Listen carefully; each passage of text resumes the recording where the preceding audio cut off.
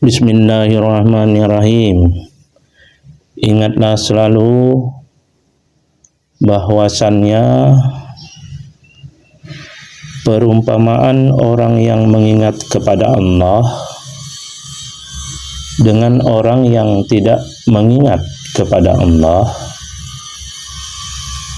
adalah seperti orang yang hidup dengan yang mati.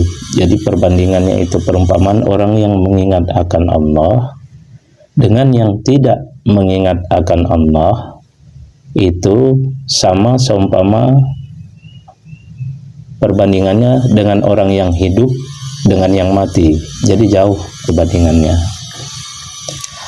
Jika seseorang ingin mengetahui kedudukannya di sisi Allah, misalnya kita nih mau tahu kedudukan kita, gambaran kedudukan kita di sisi Allah, gambarannya, perumpamaannya, kedudukan kita di sisi Allah, hendaklah ia mengetahui kedudukan Allah di hatinya.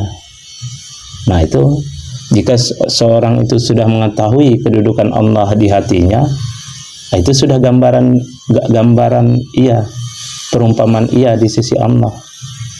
Jika di hatinya itu masih kurang, masih nomor 16, 17 kedudukan Tuhan di hatinya, keutamaan Tuhan di hatinya, berarti segitu juga tingkat kedudukan ia di sisi Allah. Nah, jadi gampang selagi masih hidup untuk mengetahui keadaan kita, gambaran keadaan kita di sisi Allah, itu aja diperiksa. Kalau sudah mengetahui, mulai berbaik-baik, berbagus-bagus amal. Jadi periksa kira-kira apakah kedudukan Allah itu yang paling utama atau masih dikalahkan kedudukannya di hati kita dengan perkara-perkara yang lain. Bukan berarti tidak boleh mengerjakan perkara yang lain. Boleh, karena kita dijadikan Allah di dunia ini untuk melaksanakan apa yang Ia tentukan, seperti bergaul, mencari nafkah, belajar, berbuat kebajikan di antara makhluk, di antara sesama manusia, untuk diuji.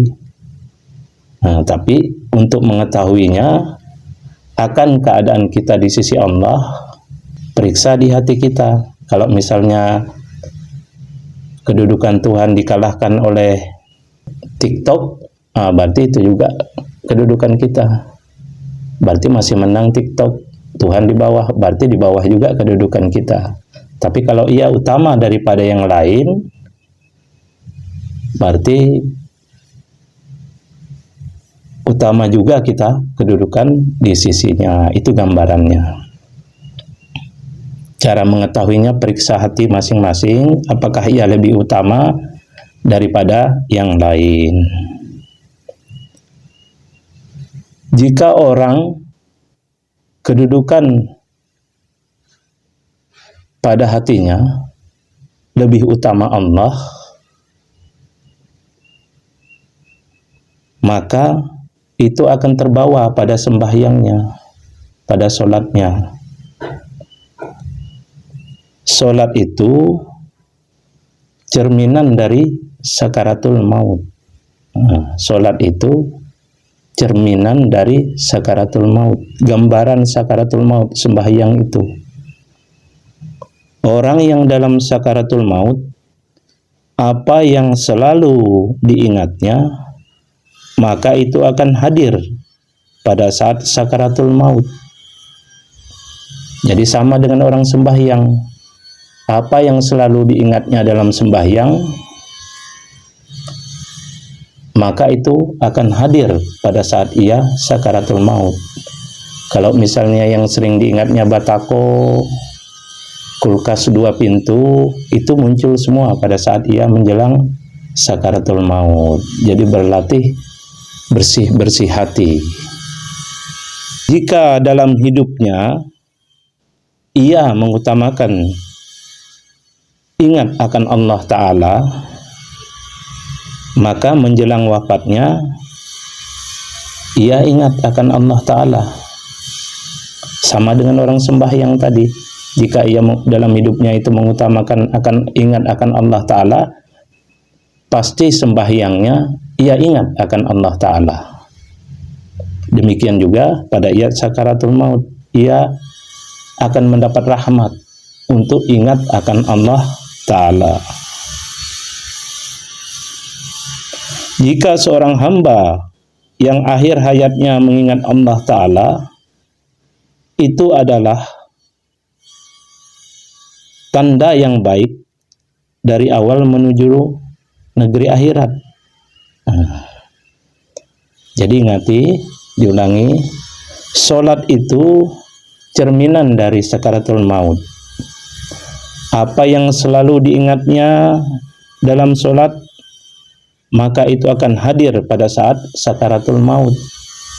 Jika dalam sembahyang itu banyak mengingat Allah, maka Allah pula pada ingatannya ketika ia sakaratul maut. Karena orang sakaratul maut itu sudah tidak bisa berpikir, saraf-saraf rusak semua. Jadi apa yang paling dalam, paling kuat disimpan di hati, itu yang teringat. Maka kalau teringat Allah, itu rahmat yang besar.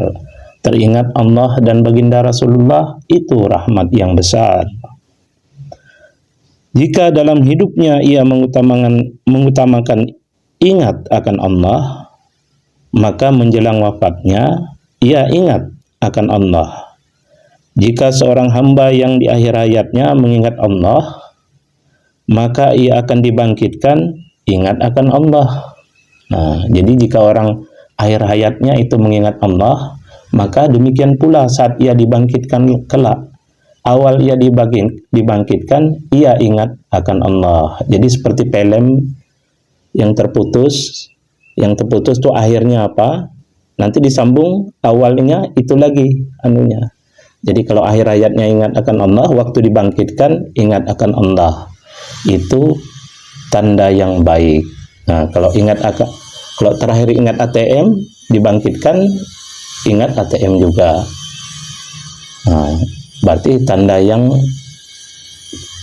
belum pas lagi. Nah, hati-hati dengan akhir yang itu. Maksudnya hati-hati ingat di akhir, jika ingat selain daripada Allah Ta'ala, masih belum tahu lagi kita nasibnya waktu dibangkitkan.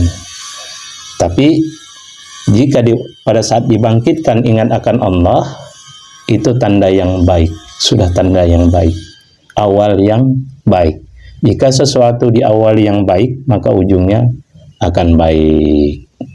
Jadi demikian, semoga bermanfaat. Semoga Allah Ta'ala merahmati kita semua dengan rahmat yang besar, baik di dunia dan di akhirat. Semoga Allah Ta'ala mencukupkan segala keperluan kita, baik pada urusan dunia kita maupun pada urusan akhirat. Dengan kecukupan dari Allah, semoga Allah menyelamatkan kita dari perkara-perkara yang tidak ia sukai, atau perkara-perkara yang tidak ia ridai, atau perkara-perkara yang ia larang. Semoga diringankan hati kita, semoga Allah meringankan hati kita untuk beribadah, untuk taat kepadanya. Mari kita tutup dengan cinta kepada baginda Rasulullah. Itu awal, itu jalan untuk menuju jalan keselamatan, jalan untuk menuju kecintaan akan Allah Ta'ala.